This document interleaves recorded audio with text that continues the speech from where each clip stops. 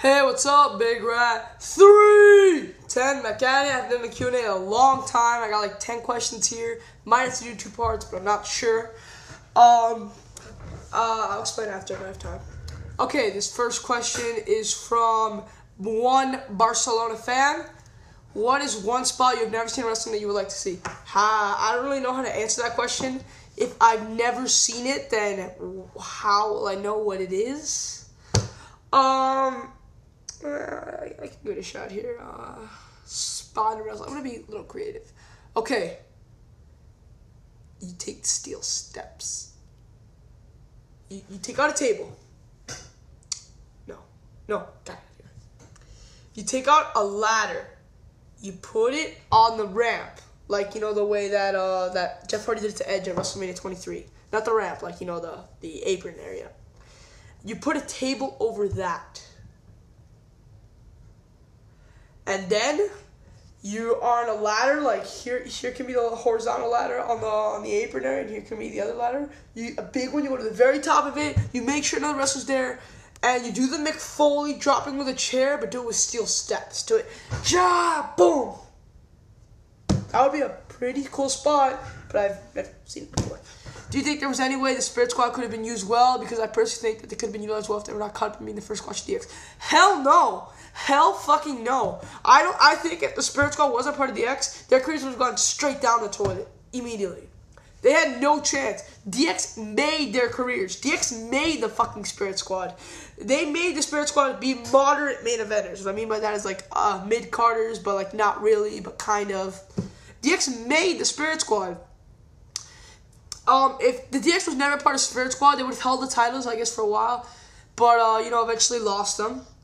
And then fight for the titles. And then, you know, nothing else after that. At least the Spirit Squad was like, they main evented a pay-per-view for crying out loud. They main evented Vengeance 2006. How many people can say they main evented a pay-per-view? I guarantee a Spirit Squad would have never, ever main evented a pay-per-view had it not been for DX. I mean, I know their careers all suck now. Kenny was in their queue with us for a while, but then I still don't think that has anything to do with DX. I think him being squashed by Triple H every week on SmackDown, maybe that has something to do with his thing in DX, but not besides that, no. What feuds or just matches do you want to see between guys in TNA and WWE? I like to see AJ Styles versus HBK ending in an Ultimate X match, or Daniels versus Edge and Evan Bourne. I've also seen, I've told you this, 3 matches, I believe. Evan Bourne, AJ Styles, Rey Mysterio, and AJ Styles, Shelton Benjamin. Also, after watching Ring of Honor, Kenny King versus Shelton Benjamin. Those would all be very good matches. What feuds? I mean, if Timewarner Aol was not in money trouble and they kept funding WCW and it stayed afloat, how do you think wrestling would be different today? Because Sting wouldn't be in TNA, TNA might not even exist, WWE and WCW still have to make every minute on TV count, and everything that involved Bischoff would not have happened. No, WCW would have died no matter what. I don't think they died because they were doing money trouble. They died because Jamie Kellner point blank said, I'm not going to do this anymore because I don't like it. They didn't like the product, not because they were in money trouble. They were in great money trouble, but that's not the main reason why things stopped. The company stopped because Jamie Kellner said, goodbye, WCW. I think Sting would be, TNA? You're right, TNA. I don't think TNA would exist if WCW wasn't there, but I do believe WCW would have died out anyway, even if time. Fund it all you want. Russo had the money. I mean, not Russo, what am I saying? Turner had the money for like 10 years. And in that, no, the money for WCW. But in that later period, their product still sucked and they were still facing being wiped out because they weren't getting the ratings. When you don't get the ratings, then your show can't function. And even Turner, if the ratings were low enough, which they were going that way, Turner would have said, you know what, I just can't do this anymore. Simple. Do I think that WCW, by miracle, stayed alive? There would be no TNA? Correct, there would be no TNA. In the wrestling world, if it's still alive, yeah, I guess Sting wouldn't be in TNA. I think he'd still be, I think he'd go to the at least once. I think he'd even be smart to get out of WCW.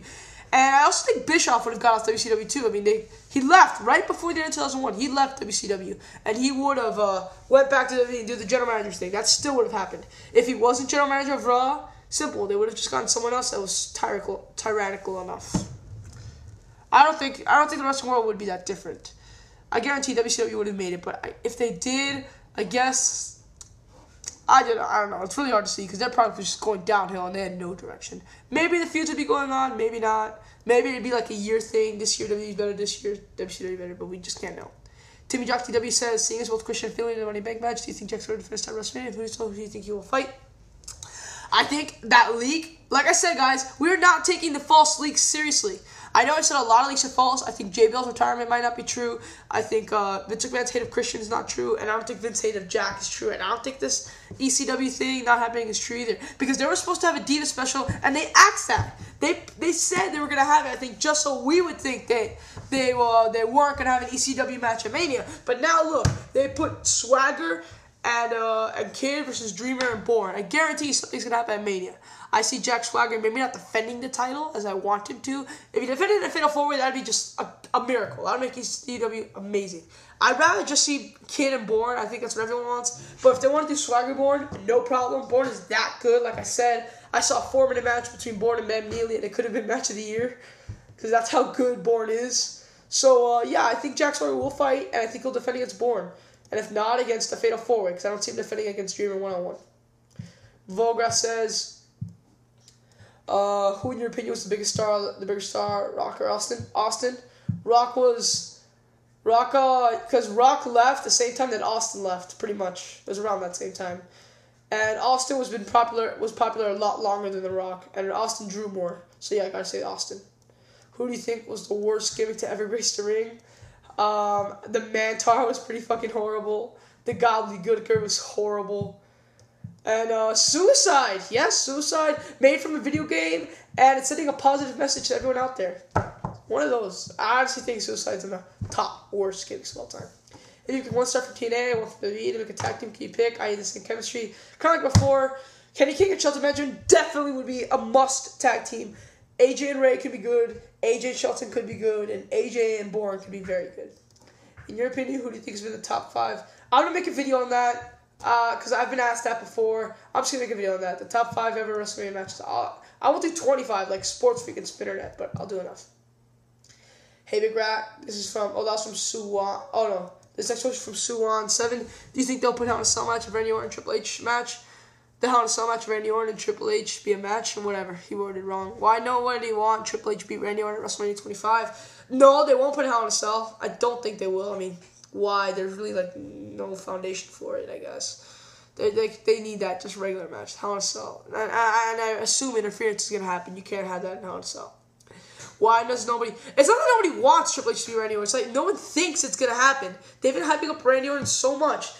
One guy asked me, "Will Stephanie McMahon?" Wait, is that this one? No. But someone did ask me before, "Will Stephanie McMahon turn to Triple H at Mania?" And I say, "Fuck no."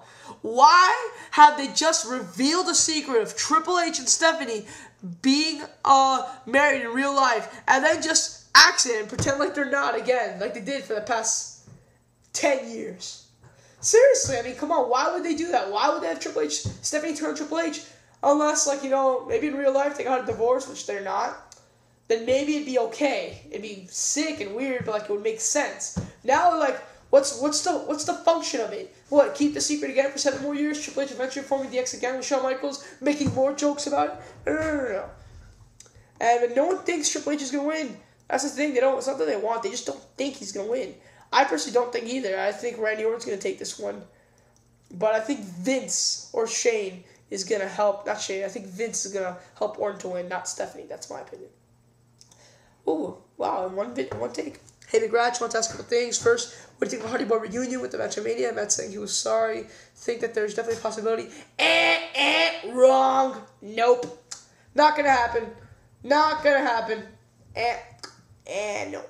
The way that Matt just said he burned Jeff's house, he ruined Jeff's WWE title. I don't know. I know Jeff still loves him and all in the story, but I don't see it happening at all. I see him going to Chris Jericho, Shawn Michaels route at WrestleMania 19. They have to have a really good match, which they might with Extreme Rules. And then at the end of the match, Matt Hardy goes for the handshake, he starts crying, he goes for the hug, and then low blow, and then push him down like they did Shawn and Jericho. That is what's going to happen. I see it perfectly. Obviously, Jeff's going to have to win the match. But yeah, that's how I see it happening. And why did DX get back together for one match against Miz Morrison? They do that all the time. They are the most entertaining team WWE has had in a long time. All things that WWE should have ran the DX storyline. They should have. I thought the Evolution storyline should have ran for like 6 years. Not 6, like 3 years. I definitely didn't think it should go for like 1.5. It needed a lot more. They were comparing them to the 4 Horsemen. They needed a dynasty. They needed like a good 4-year run. You know, switching all the characters on and off.